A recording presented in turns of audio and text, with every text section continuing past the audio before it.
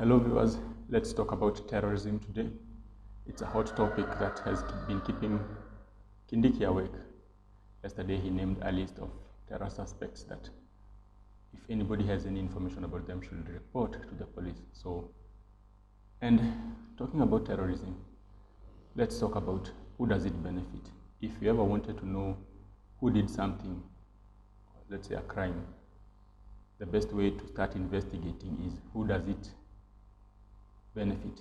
About 3 days ago, the day that President Ruto flew to China for the Third Belt and Road Initiative, it was the day that the US Embassy in Kenya warned its citizens against traveling to Kenya because, quote unquote, there was a terror threat. So in other words, the US has found information that terrorists were intending to attack this country, but the US was not willing to do something. Maybe was not sharing that information or to shut up those terrorists before they do something. And why is that? If in any case the US had information that the terrorists were about to attack this country, there is a security deal between us and the US that was signed not long ago, only September 25th. That was last month, for both countries to participate in fighting terrorism. I'm not quoting myself here. I'll put through a video showing US Secretary of Defense Lloyd Austin claiming as much, that we Kenyans and they, the Americans, had created a security deal to help both countries to fight terrorism, and specifically, he actually mentioned Al-Shabaab. Take a listen. Stability and security to the region and beyond. And we deeply appreciate Kenya's leadership and friendship. This framework is a symbol of our shared vision for a better tomorrow. Both Kenya and the United States are driven by a common purpose, and together we will navigate the challenges that lie ahead. Austin downplayed fears of an Al-Shabaab resurgence and a Taliban-like takeover of Mogadishu. Viewers, as you have seen, there is actually a security agreement between Kenya and the US to fight terrorism together. And it was not signed long ago. That was only 25th September last month. However, as we can see, the US Embassy warned its citizens against coming to Kenya, so that probably they may not be killed, but we Kenyans will be killed or something. Because I thought if we had a security agreement, they should be helping us to fight it. Unless maybe there's something in it for them. General Townsend, could you walk us through what you think China is doing in Africa? How does it threaten us, and what are we doing to address it? They compete with us in Africa. First of all, China has made a decision, a deliberate decision to compete with America in Africa and win that competition. They compete primarily through economic means and diplomatic means.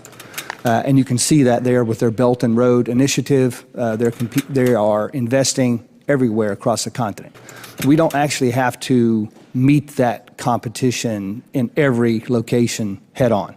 We have to pick and choose where we're going to do that. And there are countries where it's important that we do. It is clear that they will not be doing something about it, and they will not be withdrawing from Kenya then, because it has never been about terrorism. It's about something else that we try to find out, and I can propose it's neocolonialism. And how is it that only when Ruto was traveling to China for the Belt and Road Initiative that the American embassy thought of, scaring its people from coming to Kenya and then damaging tourism? How else can we explain it? It doesn't make any sense. Why weren't the so-called terrorists, why hadn't the US seen the threat before and alerted us? It is funny. It's something that we should always think about. And let's remember, let me jog your memory. Earlier when there was a US Africa summit, we had the same Lloyd Austin warning Africans to stay away from trading with Russia and China because so, and quote unquote, both countries cause destabilization. And then something interesting happened. Only after he said that, there was a terror attack in Kenya. and we saw a Kenha truck being bombed somewhere along the road. And I want to call your attention to something, that we and Americans, our security interests are very divergent. We don't fight the same threats, and we don't approach the threat equally. I want to play to you this video here concerning the attack on Dusit D2. And as you've seen in the video, you will notice something. When the terror was hot, when there was an active shooter or active shooters in the hotel, our gallant soldiers and police stormed the building and shot the terrorist and stopped the bloodshed. Then you don't see an American elsewhere anywhere around there. That was January 2019. That is when the terror attack comes to us, we have to face it directly. And the so-called people that we have security arrangements with, if it is intelligence, they didn't help us. And if it is fighting it, they did not. So they cannot help anybody. And I fast forward 2023. This was January after the US Africa Summit. After Lloyd Austin had warned us to stop trading with Russia and China, guess what happened? The US ambassador to Kenya reads a statement claiming that the US has placed a bounty, given a reward of 10 billion for anybody with information that could lead to arrest of the terrorist. According to the US, the terrorist that masterminded the Dusit D2. And you wonder, why did they have to wait for 4 years to issue such a bounty? Were they holding the terrorist somewhere? How sure are we that the terrorist has not ran away? Was the terrorist waiting somewhere for 4 years to be arrested or something? And let me tell you, and this is my belief, I believe our Kenyan security forces can stop any terrorist, and they will. And that's why we stay safely, because they do their job well. And I'm sure if that was the terrorist that was the mastermind of the so-called attack, Kenyan security forces will sooner or later be getting close to him. And so I don't see any value in it, that the Americans pretending to be giving bounty for somebody to give information about that terrorist.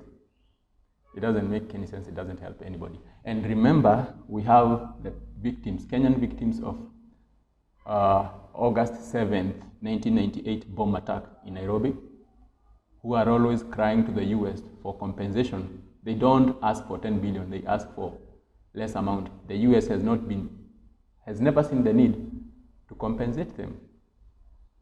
So how is it that the US has no money to compensate Kenyans who lost their lives, who lost their limbs, who lost their eyes in the 1998 terror attack, but has some money to give as bounty to arrest some terrorists?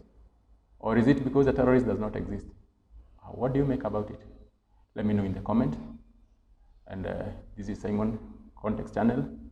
If you like this kind of content, please like and share, subscribe to my channel, and watch out as we continue discussing this topic and others of interest to you. Thank you.